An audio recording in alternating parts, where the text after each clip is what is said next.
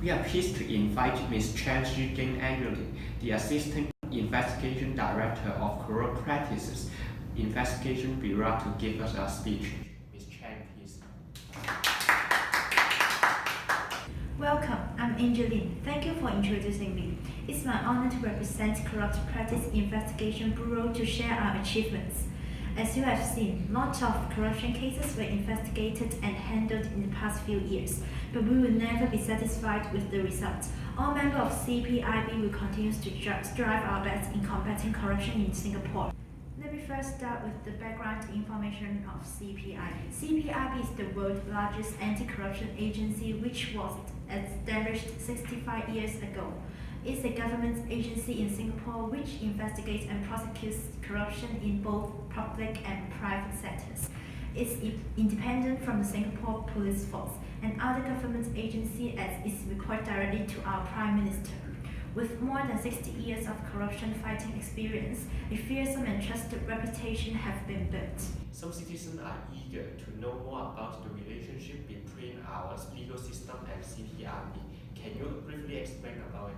Sure, in Singapore, the Chief Justice is appointed by the President on advice from the Prime Minister and the Council of Presidential Advisors. These Chief Justices are appointed by the President with advice from the Chief Justice.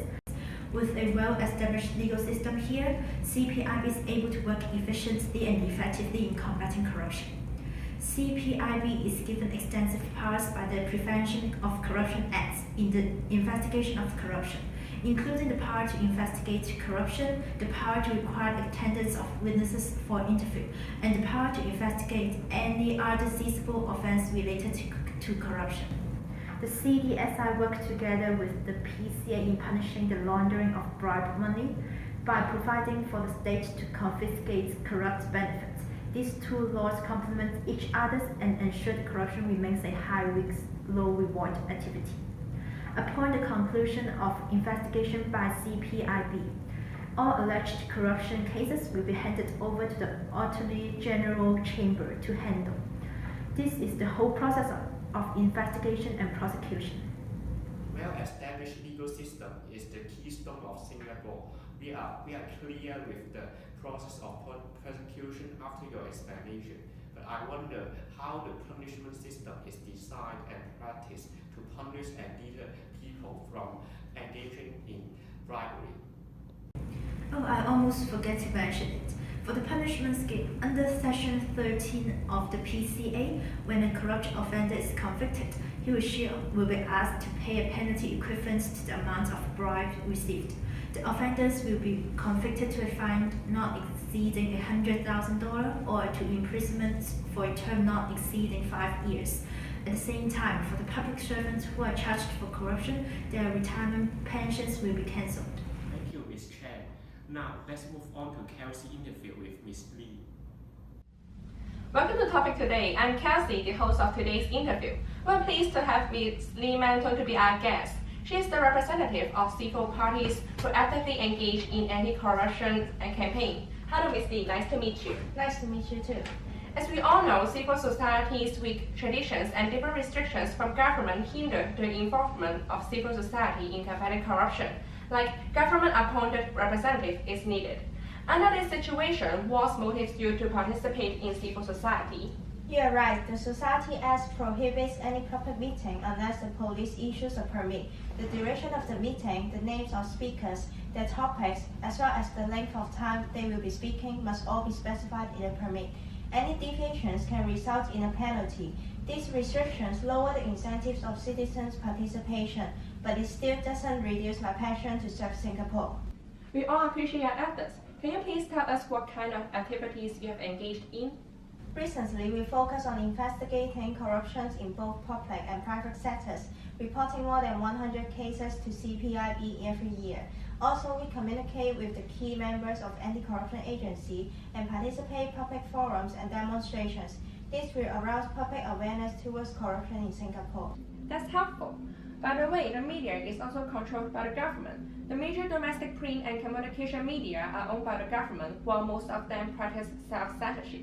Do you think the lack of freedom of press discourages citizens to monitor the government? I agree to a certain extent. Social media is important for the public to monitor the government.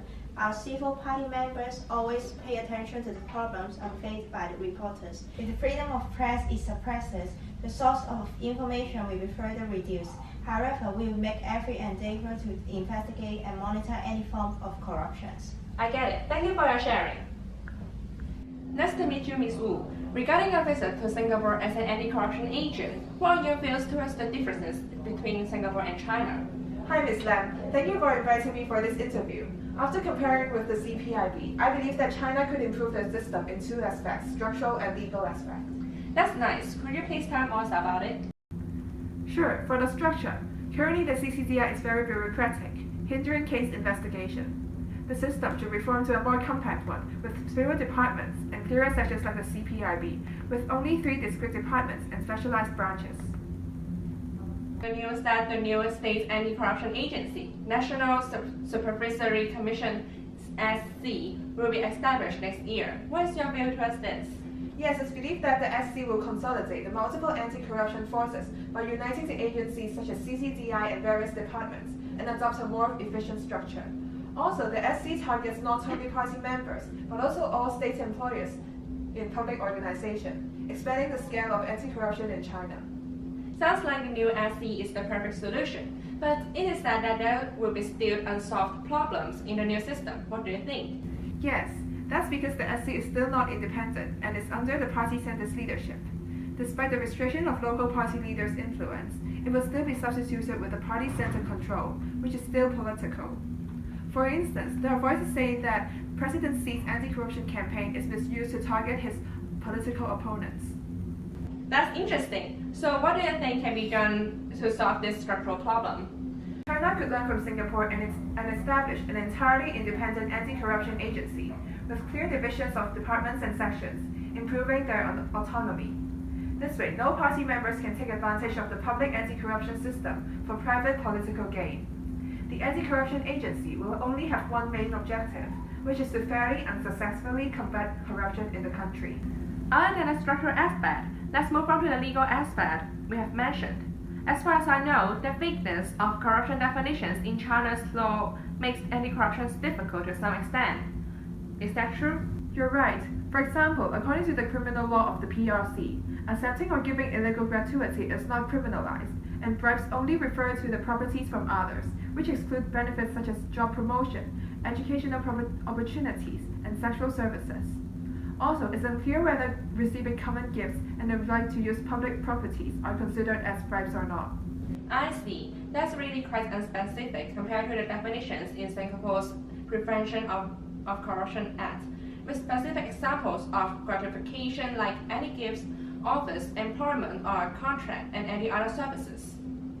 This is why it's believed that our vague definition should be amended with specific examples like the Singapore. This not only removes the room for parties needing control, but also increases the specificity of anti-corruption measures.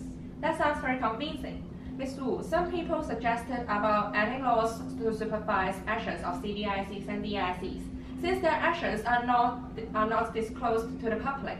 It is even said that the interrogation process, Shangwei, involved physical torture.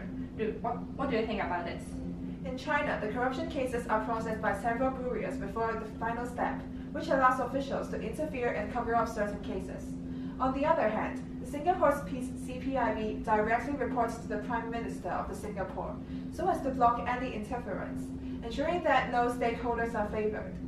I also realized how the CPIB releases online annual report about their key activities, which provides great transparency to the general public. I believe that China should learn from Singapore in this aspect and set up new rules and regulations to monitor the CCDI or the new SC.